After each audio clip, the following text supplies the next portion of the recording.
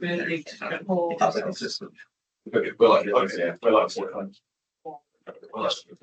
back, everyone. We now resume our meeting, and the next agenda item is finance control procedures, purchasing accounts. Thank you. I think we've already discussed this briefly, but at the last audit committee meeting, we agreed the new process for the financial control procedure update to be a risk-based approach, and this is the first example of the process working. Following the core financial systems audit report, we prepared a revised financial control procedure, and in the report I've set out the reasons for the changes and for the back document there just to show the changes in Appendix 2. Essentially, the changes sort of clarify the documentation requiring policy within the finance team and the wider organisation. It updates the card application process to make sure all prospective cardholders agree the terms and conditions in advance of receiving the card, and also sets out the process must be followed the accrual of travel and accommodation, which links to a previous internal audit report as well. I think they are relatively minor updates, but they support the recommendations that were made in the audit report and allow us to meet those recommendations. So it's up to the audit committee to approve the changes, and subject to approval, it will be issued to the cardholders this week, just so they are fully up to speed with their responsibilities and requirements. Any comments, questions? John. Thank you, Chair. Pleased to see this policy, and pleased particularly that it's responsive to the audit report. My only question is, can we be assured that all the revisions satisfy all the recommendations in the internal audit report?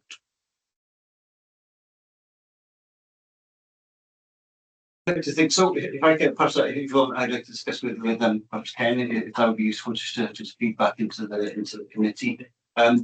They do respond directly to the recommendations that came out in terms of the documentation.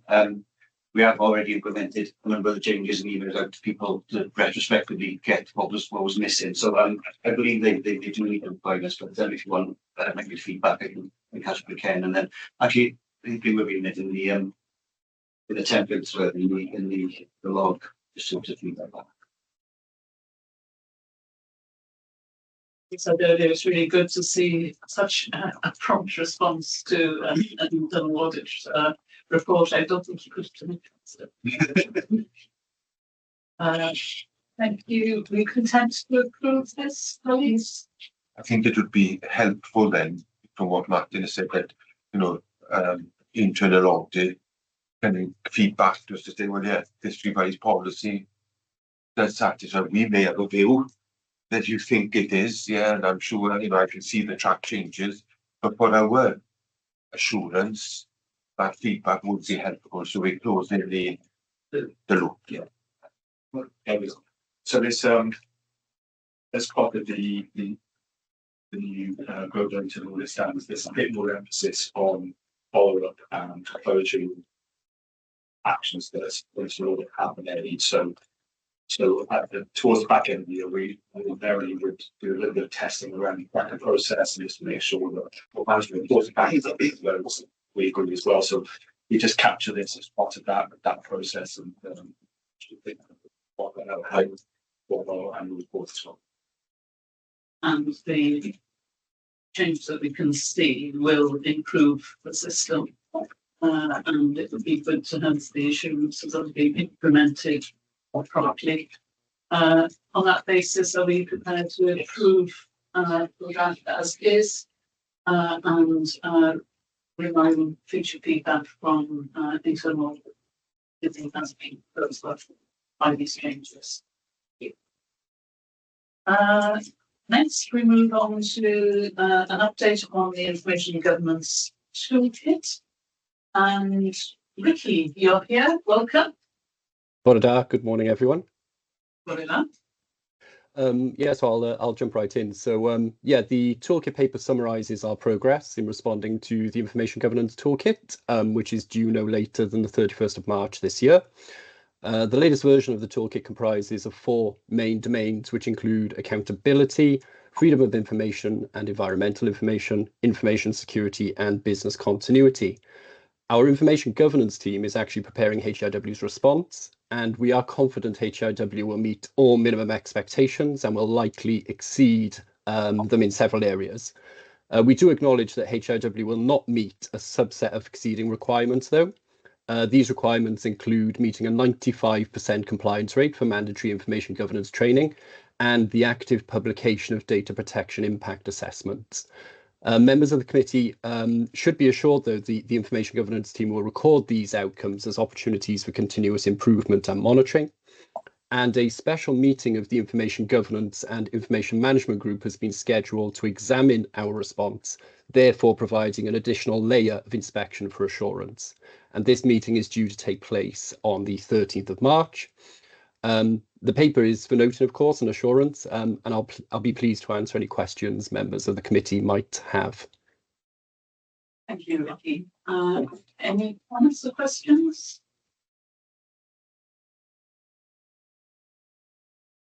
I ask. So Yes, go on. The paper is very helpful and does provide assurance. What is interesting to note is the stance that's been taken with regards to the DPIAs. That makes sense, now, yeah. If my memory serves me correct, Ricky, we have made a deliberate decision with this based on other organisations and the stance that they're taking. But I note that there are some that are being published. I don't know where I read it, but I think there's 2 or something that have been published. So I guess the question is, what informs our decision now? Understanding what has been said in the past, but just for the record. And secondly, on what basis did we then make a decision to publish some? Okay, yeah, that makes sense. And I think a paper was submitted, back in October of 24, outlining sort of our business decision not to publish DPIAs. And it covered a broad set of considerations. I think first and foremost, it's the resource implications for the IG team. We are quite a small team at the moment, therefore it's an additional piece of work that we would need to do to make sure that first the DPIA is appropriately screened. We remove any potentially sort of personal data or commercially sensitive information from said DPIAs. You're absolutely right, and there doesn't seem to be a consistent approach in some ways. So some organisations may publish, some might not. But it's almost certainly something perhaps we could take back to the National Steer Group, IG Mag, to see if there's a national position to be agreed. John? Thank you. This paper is for notes, and we duly do so. Next item is Information Governance and Information Management Group Key Issues Report. It's you again, Ricky? It's you. Diolch yn fawr iawn, Cynnig, felly, fel Sicrwydio, mae'r adroddiad yma yn symudedd o'r cyfarfod diwethaf o'r grŵp llywodraethus gwybodaeth ar ymwneud gwybodaeth gyda'r IGWIM ac yn cael yn awduriol nawr. Mae'r adroddiad wedi derbyn o ran Sicrwydd, a ni ddynnu sylw Pwyllgor at materion canlynol a drafodwyd at y cyfarfod hwnnw. Yn gyntaf, o ran ein sgoriau cydymffurfio profiad gorfodol IG, mae'r staff ein holl staff yn ffigwr 100%, ond rhan ein staff rhaid, mae'r ffigwr yn 89%. Mae hwn yn mater sydd yn ffocws i'r grŵp, dwi'n cytuno bod ni'n sefyll gyda holl staff sy'n heb yn excellent gwahanol i'r ffogniad sy'n mwyn cynyddu a bydd yr sgwr yn y farynach. Mae'n ffric chi cyfeirus ffaith yn dod i'n cynnal cyfarfod arbennig o'r grŵp ar y trydydd ar fawr, yn ei hedrych yn sesyn at yswlcyt, yn ysawr yn digwydd, yn bod o'r lefel ychwanegol o llongcraffu ddim sy'n mancio yn canso hynna. Ac yna, bydd gwybodaeth yn ystod cyfnod adrodd, fe dderbynwyd 15 cais, Nath ni ymateb ma' deud hynny ar amser. Roedd mae'r dau dal i fod ar agor, tri wrth ysgrifennu yma. Ateb i un allan i'r cyfnod penedig hynny cymaith nod sydd ar cas bod yn gofyn sôn wrau sy'n rhoi blockers a pedal yna sicrwydd. I'm content to note take the comments. Next we have the policy update report and you again, David? Diolch yn fawr iawn, Cadeirydd. Felly,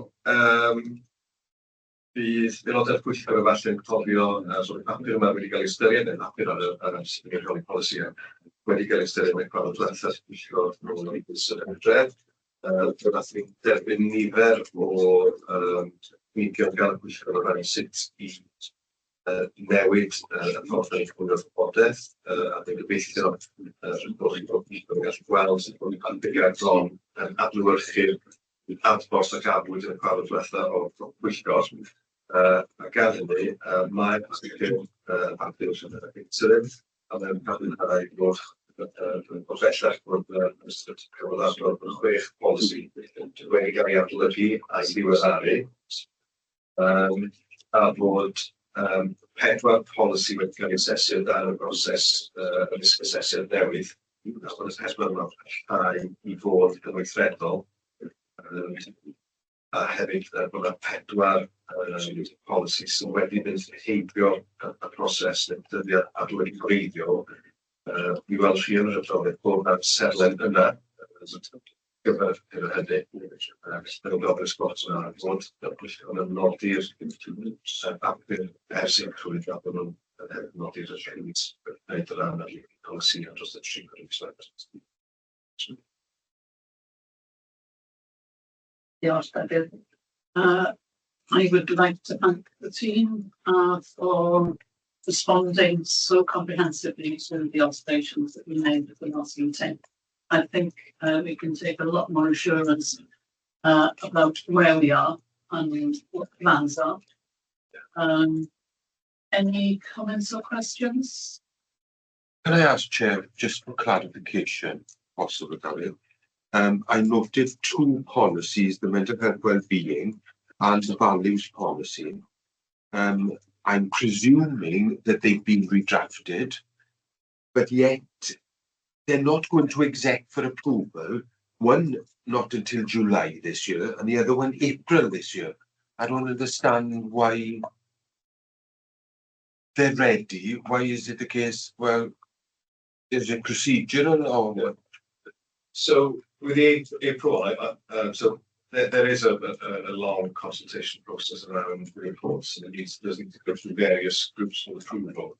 So with regards to the April one, that would be in line with this, but yes, I take one in July, and I'll take that back and see that clarifications to when you can take that inside. Thank you. For that, anybody else to note it and note it with thanks. Next agenda item is the corporate risk register. I remind colleagues that we had a board meeting last week and that we received the risk register there. It's obviously unchanged here, but we are aware the board made a number of correct. So, of course, the patient published the same day as the board. yes. So consequently, it doesn't seem to cover the comments there, but we are working on comments received, and consequently, it's a dynamic document. But this was a version at the stage. Let's say no discussion. Yeah, so it's I appreciate this frustration. There's always a timing issue with regard to the next 2 or 3 reports. But we are asking, please, that the committee does note the report, but also there's one. So there's 4 lists here by Amber, and with regards to the 4 areas, 1 relates to cyber, 2 relates to the ETP as discussed board, and 1 relates to the physician associates matters which we considered last week. There is one item here that's assessed as green related to resource. The request of the committee please approve that it be removed from the corporate mention. Thank you. So we're prepared, obviously, to note the report as is. Sorry, Chair, but I appreciate sort of the timing issue, but as this is the risk register and there is a time period before the next day audit and board, I think it would be important to actually see the changes this register that is discussed and both prior to the board meetings.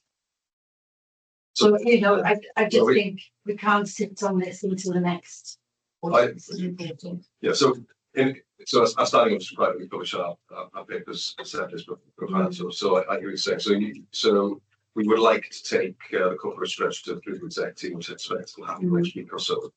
So we're happy to share the objective vision for the I think so. I think it just gives them level assurance that it's been prepared to the board. Thank you. Thank you. And we intend to approve the removal of risk 2. Next, we have the audit recommendations. Agored. Diolch yn fawr iawn, Cadeirydd. Felly, mae'n braf gallu adrodd chi'n sylweddol o ran traffic Archwilio. Byddwch yn nodi bod yna 21 o argymhellion ar y gyfrestr ar hyn o bryd.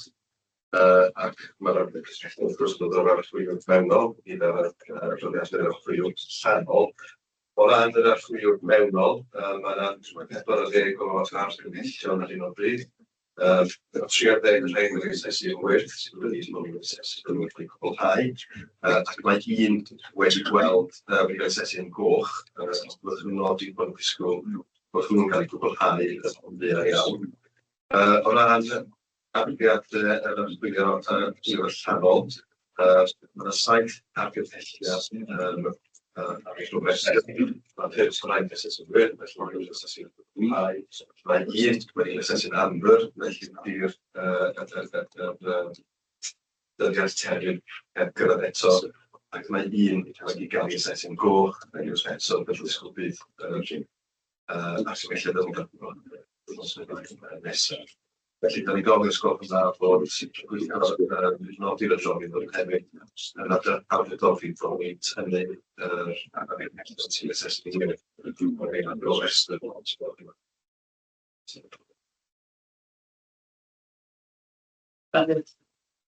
Any questions or comments? Yes, please, Chair. So there's one there with regards to tagging of external assets. That has been revised to January 2025 because of the amount of work it says that is required, and it says it is anticipated to be completed by then. So I presume it's been completed now, or not, and if not, what can we expect in terms of when will it be completed, or are we on track to a revised date? It hasn't yet been completed, John. Discussions have been had with the relevant departments. They're out across Wales, and departments have taken on over wrestling. By the end of February, it will all be done in time for the external audit this year. It is complex for the science, it's basically but people are on board and supporting this, so we don't have to go up with help. Okay, so a revised timeline is the end of February. Yeah. Okay. Any other comments? So we are content to note the report. We have considered progress. And are we happy to approve the recommendations on the tracker that have been assessed as completed and given a green rating are withdrawn from the tracker? Regular tidying up actually does enable us to keep our eyes on the things that are outstanding. Obviously, we will pick up. Indeed, thank you. Okay, agenda item 2.13. Forward work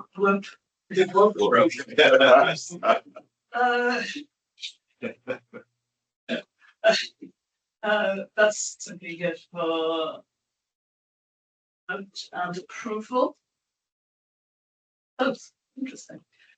And the final item is 2.14, approval of the self-assessment questionnaire. John. So I guess it's critical for us as a committee to ensure that we're meeting our terms of reference and that we're effective in what we're doing. In order to assess that, we obviously need a means by doing that. If I look at what's been presented here today, that's more than what I would expect from a PhD student. You know, to me, 155 questions in order to assess this particular.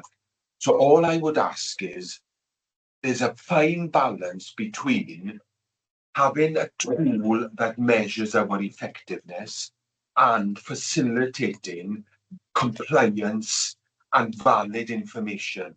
When I went through that, I think, well, are members going to be compliant in answering 155 questions?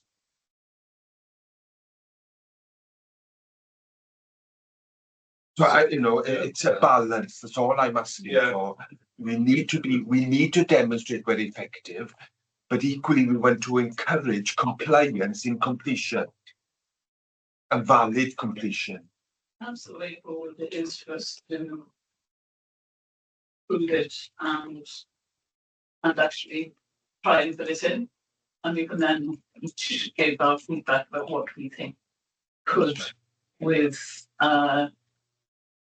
be removed without damaging the self-assessment overall. I mean, So colleagues, we're going to commit to filling it in. I hear what you're saying. It applies to best practice. We've taken it from there, but I actually think you're saying and it is a regular feedback that we're having in terms of the overall self-assessment process this year. Okay, that's saying we've not had that back, but this year we've had that from mechanisms. So this is regarded as best practice, and well, so same question then, and we're no benchmark hit. So okay, let's work with it okay, and Thank you, Chair. actually actively think about how it could be modified to achieve desired results. yes, I suppose. Yes. Thank you, colleagues. There are no matters for information. I've not been notified of any other business. The date of our next meeting is Thursday, the 10th of April.